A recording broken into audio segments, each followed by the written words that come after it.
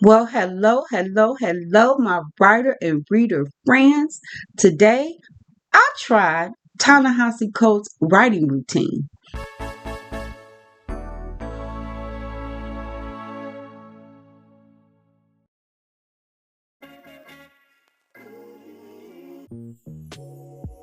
Ta-Nehisi Coates was born in Baltimore, Maryland on September 30th, 1975. Both his mother, a teacher, and his father, a librarian, Black Panther Party member, and founder of the Black Classic Press, which publishes significant works by and about lesser known people of African descent, were very influential during his youth. His father was instrumental in teaching him to think critically, while his mother introduced him to diverse literature, especially the works of W.E.B. Du Bois, African American literature. That shaped his love of reading. His love of music, in particular hip hop, and joining groups such as Wu-Tang Clan, helped his writing evolve as the music helped him think hard about the selection of every single word. He began writing poetry, later expanding his craft to nonfiction and fiction. He is a best-selling author, journalist, activist, and educator, teaching at some of the most prestigious colleges in America, including MIT, CUNY, and Howard University. In addition, his journalistic work included interviewing former President Barack Obama during his administration as a journalist for The Atlantic. He has won numerous writing awards, such as the National Book Award, the MacArthur quote-unquote Genius Grant, and the NAACP Image Award. His non-fiction works Between the World and Me, We Were 8 Years in Power, The Beautiful Struggle, A Father, Two Sons, and an Unlikely Road to Manhood have risen to critical acclaim. His historical fiction, The Water Dancer, was an Oprah's book club pick.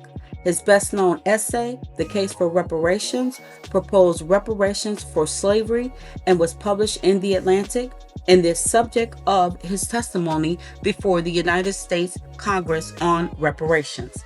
His writing style incorporates doubling, where the writer is both the protagonist and narrator, subject and object, character and storyteller, participant and observer, etc.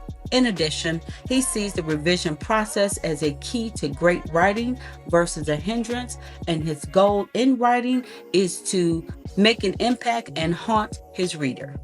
So, what made me pick Ta-Nehisi Coates to emulate? Well, first of all, he is one of my favorite writers. I like both his nonfiction and his fiction works. I just finished reading his newest nonfiction, The Message. Go get it if you have not read it. I will be doing a book review on that later at some point. It's very in-depth, so I want to take my time with it. But anywho, I decided I wanted to do a writing routine that I had not seen done on YouTube yet. And from my knowledge, I haven't seen his done. And I think it is because he don't really put it out there what he does. I had to search through a few videos, and I've come up with a little bit of his writing routine. I'm sure he has a lot more that he does that I have no clue about, but we're going to get started with what I saw, what I heard from his own mouth. And so, yeah, let's get started with this. So I wanted to start off the video with some basic information about, what time of day he writes, what kind of writer he is, where he writes, things of that nature. He did say something about getting up and writing in the morning sometimes when it's time for his coffee. Y'all know I am not a morning person, but I do like coffee. I don't like it better than tea, but I do like coffee. And so whatever day I decide to go out, we'll have us some coffee and we will get to it. The next thing is where he writes. I believe he said he likes to go to a cafe. And so we will be taking an adventure to go onto a cafe to do some writing. So y'all know I don't normally do stuff outside of, this here area, but we're going to get out and do that. Although I'm unaware of what type of writer he is per se from his own lips, I do believe that he is probably a plantser. And the reason I say that is because he was a reporter for The Atlantic, and because of that, but also because of some of the things he said, I believe that inspiration may strike him at any time, but once that does come and he writes his notes, I think he then fleshes it out. So I think the idea comes and then he takes it, he does his research, he molds it and fleshes it out, and then he writes more from there and revises more from there. So I'm going to designate him as a plantser, and I am a reformed pantser, which is still like a plantser. So yeah, I think we have that in common. Regarding his writing goals as far as word count, he doesn't have a specific word count goal. What he tries to do is to set a goal for what he wants to get down or what he wants to, write out. And then that's what, he kind of does. And then as far as the length of session he has, he prefers to do a longer session. I think he called it something like passion writing. And so he doesn't do the shorter sessions. These can go for a few hours. And again, that's kind of how I like to do it. So for right now, our writing routines are matching up pretty darn good. Now, as far as writing tools go, I haven't found anything really conclusive that he uses as far as like writing software or anything like that. I know in one interview he did state that he uses a notebook, when he goes out to jot down things that just come to him. I also do have a little notebook that fits in my purse, and I also have a big notebook that I use. Personally, I do use Word. I think he says he writes down notes and then he puts it together. And so he probably just uses a basic software like Word or Scrivener or something of that nature. As far as pre-writing goes, I think he is an avid researcher. He has stated before that he enjoys immersing himself into the subject that he's doing. And he also listens to music, gets himself in the mood. I do that as well. I believe he is more into older hip hop, and he also likes to listen to Marvin Gaye. I love Marvin Gaye, one of my favorite singers of all time. And so, yeah, we can agree on that. Okay, and so to recap, the writing routine we're going to follow. We're going to rise early in the morning around 4 a.m. Oh my gosh, to do passion sprints of writing while drinking coffee. We're going to try to write at a cafe and write until the project goal is finished between 3 and 4 hours. We're going to conduct immersive research, i.e. deep reading and research about our subject that we're writing about. That reading is to be done in the afternoon. We're going to play music based on our emotions or feeling desired for the writing. We're going to do some exercise after writing. And then we're going to, do some revision. And then we're going to go to bed at 9 p.m. Okay, so because he does his research in the afternoon, I am starting on another day because one, he does the research in the afternoon, and two, he writes early in the morning. And we've already started our day. So we're going to start with the research, and then we're going to, I don't know, do something during the afternoon. He doesn't really say what else he does after, in the afternoon. So maybe it's like revision time or free time or something. So that's what we'll do. Today we're going to start with two books that I'm currently reading to help me with my research in the book.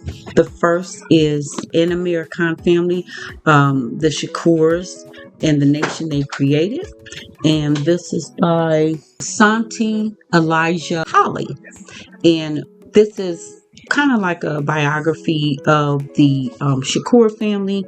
And they were very instrumental in the New York Black Panther movement. And this is also part of Tupac Shakur's family. So we're reading this and kind of like a biography type of them. And I wanted to read this because I wanted to get more of a feel of what the Black Panther movement kind of was about and the people involved, real human live people involved. So that's why we're reading this. The next book we're reading, and I've been reading this for a minute, this is called Trailblazer. It is the story of Dorothy Butler Gilliam, and she was the first African American woman reporter at the Washington Post. And the reason why I'm reading this is because I wanted to get a feel again of what the newspaper world was like back in, the 50s, the 60s, 70s, because my character is also in the newspaper. And really, the whole book is based on how the family goes through either having a newspaper or working for a newspaper or being some type of news reporter, because I wanted to shed light on how important Black newspapers have always been in the Black community. And so that is why I'm reading this, and it's been pretty good so far. She really gives a lot of details just to write a story.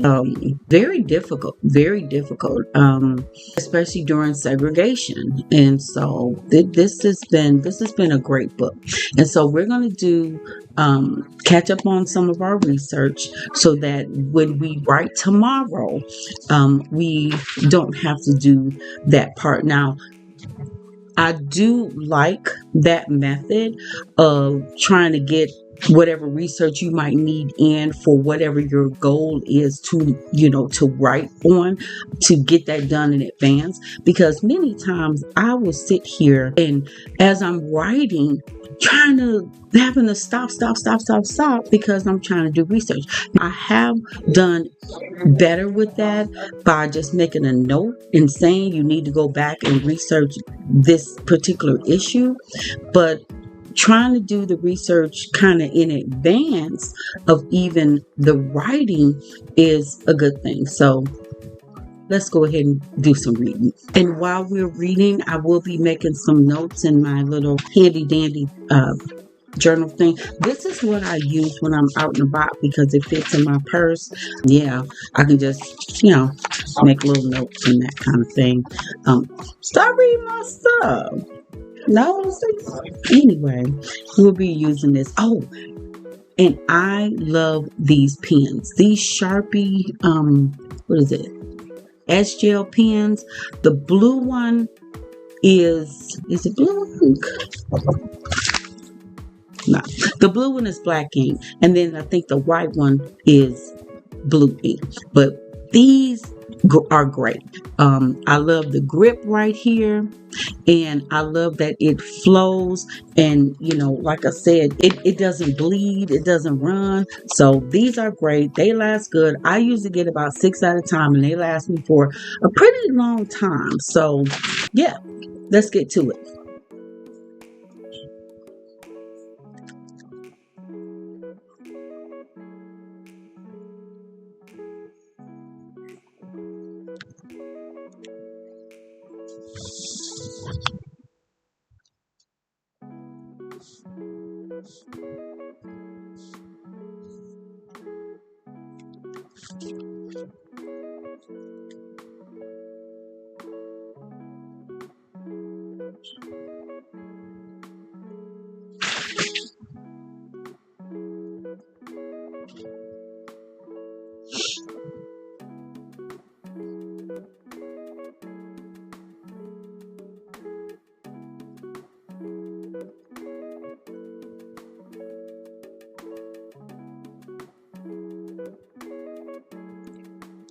When I tell y'all, it is difficult to read some of this stuff, and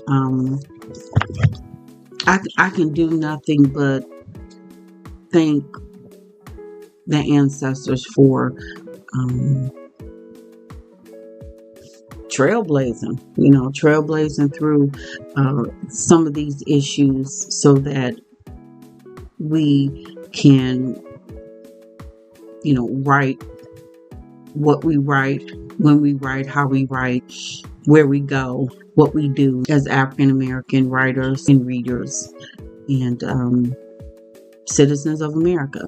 And so, yeah, it's difficult to read some of this stuff, but they went through it. So if I just have to read about it, I can't complain. Okay, I had to put that to the side because it got to be a little bit too much. Very grateful that she wrote the book, and it is a first-hand account, so that's great. I love to read fiction, but I also like to read and learn from nonfiction. And yes, you can learn from fiction as well, depending on who writes it. One of my goals is to try to be as thorough as I can to try to get firsthand accounts of what was going on back in the times and firsthand feelings. You know what I'm saying? So that I can make my story as authentic as possible. But yeah, I had to put that to the side, and that's okay to do. Sometimes you just gotta, put it to the side and, just go back to it. But I put it to the side, and now to the Shakur family, which I am actually quite enjoying as well.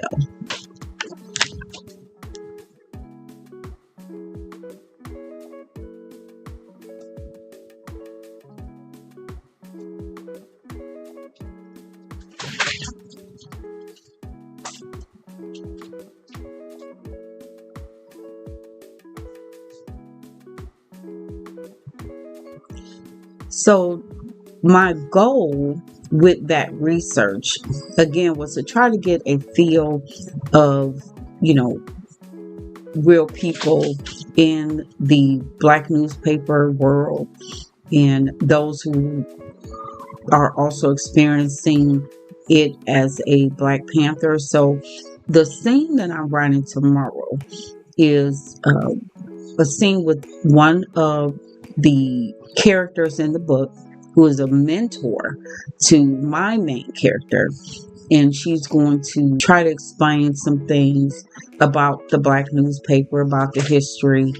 And she's going to do it from a perspective of having written for regular newspapers, i.e. majority newspapers that are, written by white people, and then writing for the Black Panther newspaper. So yeah, that's the scene tomorrow, and let's hope we get that done. Okay, so I'm done with the research. I did about 2 hours. I did an hour for one book, an hour for the other book, made a couple of notes.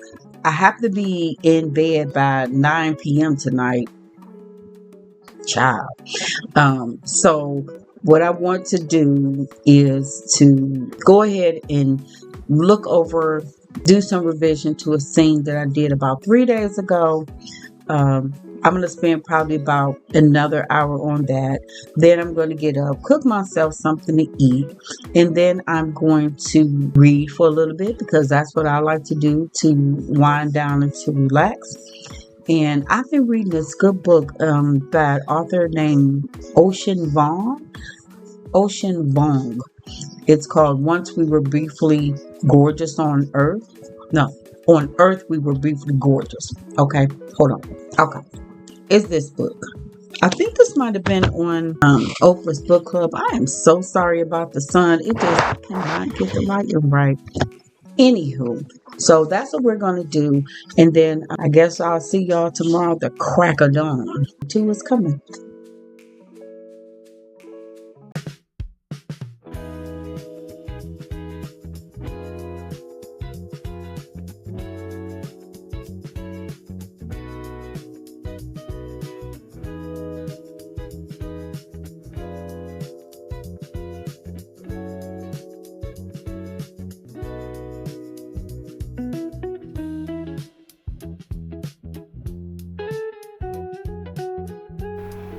So I'm sorry, y'all, I have to do a voiceover for this part.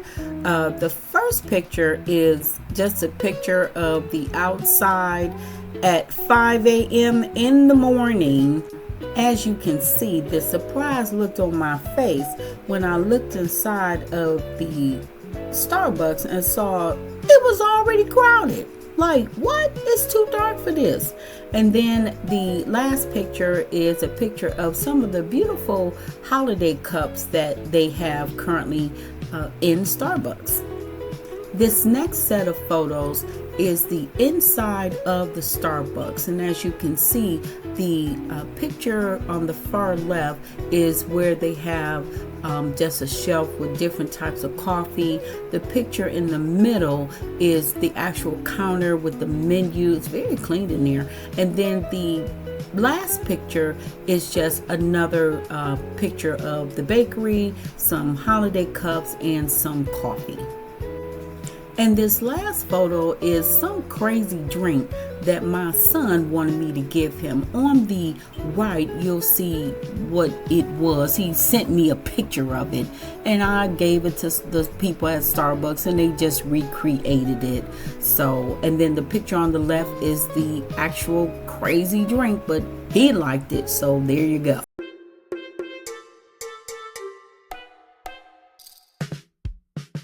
So as y'all can see, it is a terribly, terribly dreary day today.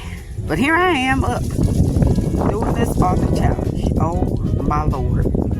I just wanted to, I had to stop at the library right quick, turn in a book, get a book. But just wanted to let y'all see what's going on out here as far as the weather. Hold on.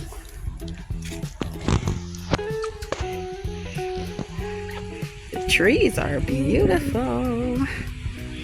There's a library. Look at those trees. Look at those colors. Dynamic. Okay, let me get in the car. See you in a minute.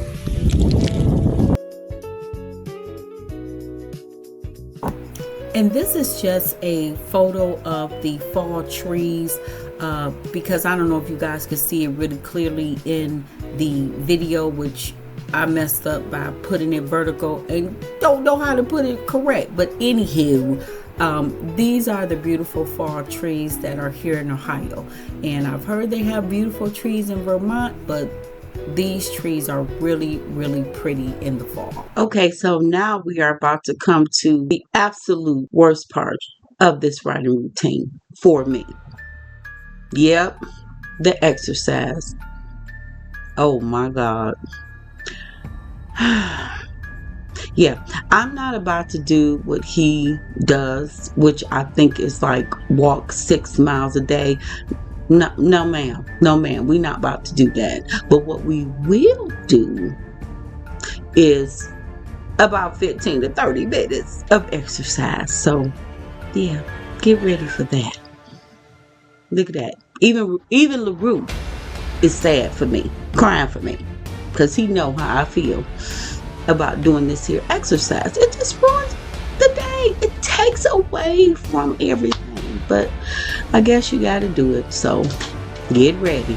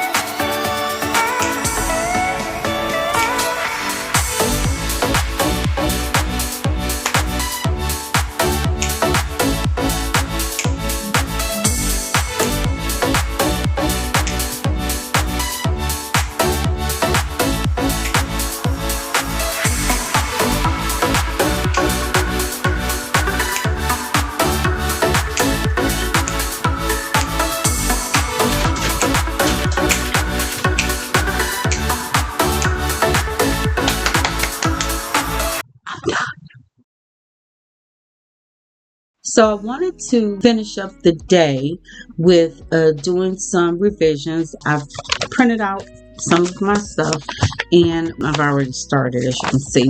And I wanted to just go over doing some revisions to what I've written. It's been a few hours because we did the whole, library thing, exercise thing, all that kind of stuff. And I normally don't try to revise on the same day or do revisions on the same day. But for the point of this exercise, I believe he's saying do revision of what you worked on this morning. So that's what we're going to do. And I believe that this is, as he stated, like the heart of writing. Because until you write something, you can't really dive in and fix any problems. And I have learned that after writing, just to sit back for a minute a day. I usually do a couple of days in between at least, but again, we're following this writing routine, so we're going to do it today. But I have noticed that is when I can have a little time to just think about what the characters did, if they really would have done what they did. Start to layer in what I call my seasoning, which is more in-depth detail of what's around and the dialogue and all of that. And so to me, revision is the heart of writing. I have never been a person to just write something and it's just great and just hand it in. Maybe I'm a perfectionist. We know this, okay? But I do believe everybody can get a little bit more in depth with their writing if they were to at least reread it once. And so, again, we're off to do some revision, and the scene was pretty good. And I do think it's because of the research that I did in advance. That really helped. But more on that later in the wrap up. Be right back. And now it's time for my final wrap up and review of Mr. Coates' writing routine. But before we do that, we have to go ahead and look at our special channel. Here's your channel shout out. Please support.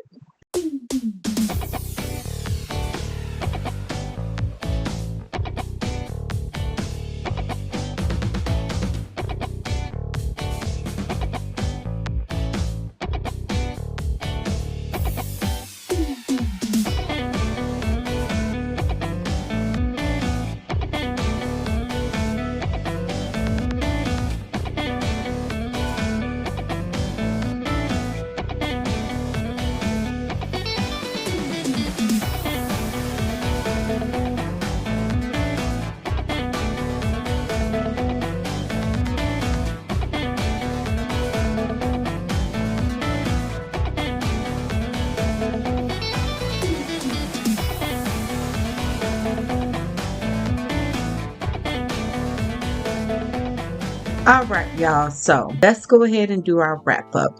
And after the end, or at the end, or near the end, or somewhere, I do want to share a quote that I really enjoyed that Mr. Coates stated. So stay tuned to the end for that.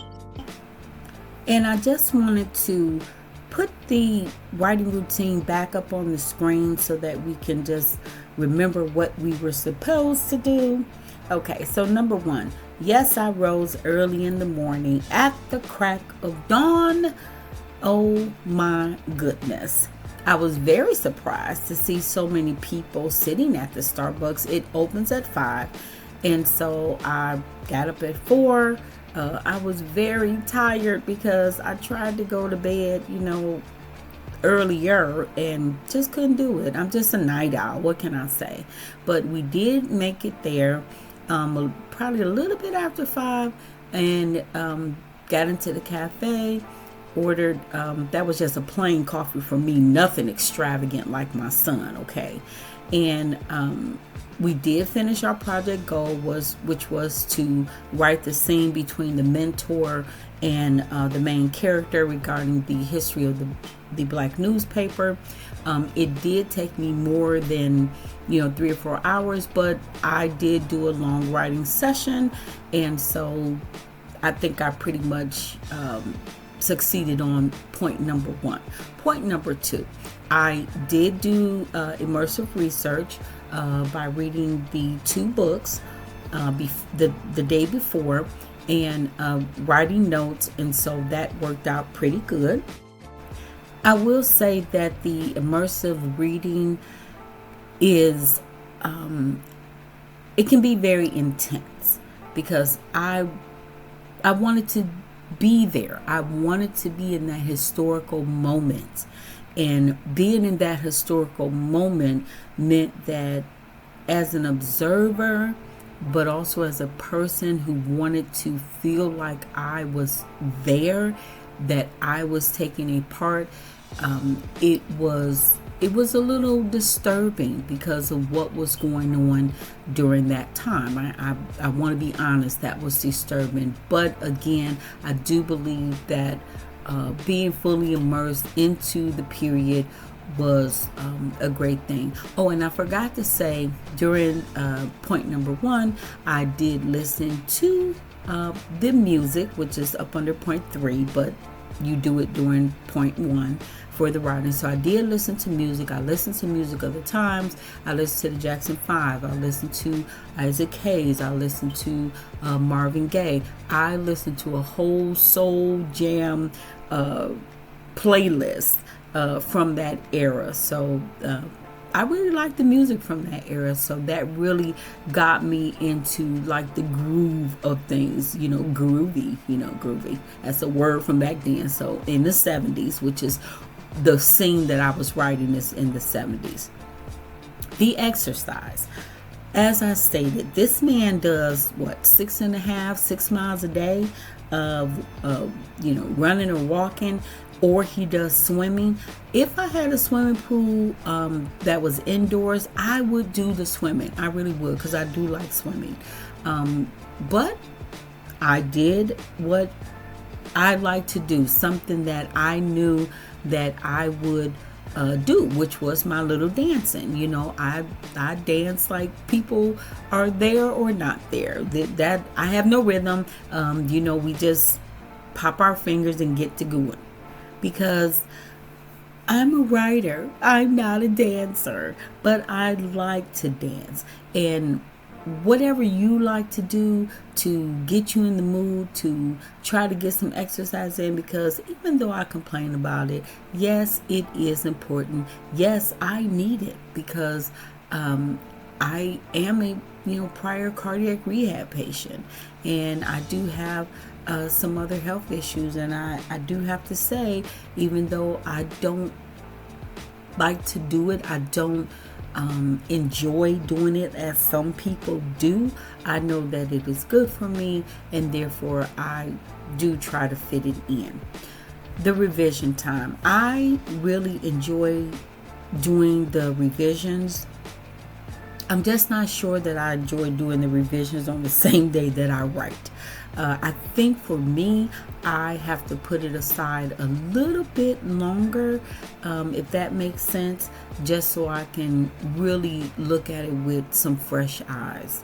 And so what I tend to do is I tend to write at least 3 scenes, and then I will go back to the prior one. Some people, may not write or may not revise until the end of the book.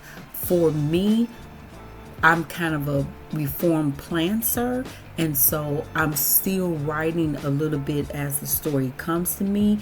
And if I write 3 scenes ahead, and then one scene kind of either negates the first scene I wrote, or I have to add something in order for the 3rd scene to make sense, that is what I would do. So I really enjoy the revision process because I've gotten out what I need to get out. And for me, writing the initial part is, I think, the harder part. As far as the bedtime at 9 p.m., that does not work for me. Waking up at 4 a.m. does not work for me because I am a true night owl. My brain doesn't even begin to really work until probably after 12. I would probably even say really, really good after 2, because I get up at 9 a.m., but at 9 a.m. I'm feeding the cat, I'm doing the, mundane chores you have to do around your home, that kind of thing. I get all of that kind of stuff out the way, and then writing is like a treat for me after that.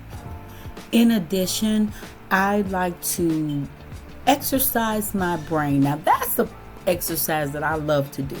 And so I exercise my brain before I begin writing by reading. I like to read first. I did like the reading research in the afternoon that he did, because that's probably about the time that I try to do my own research. Also, I like to read for pleasure. I like to see what's going on in the world, and so I may, look at a news show or something like that. Y'all know I do watch The View. I like The View. And so, a couple other news channels that I feel are trustworthy.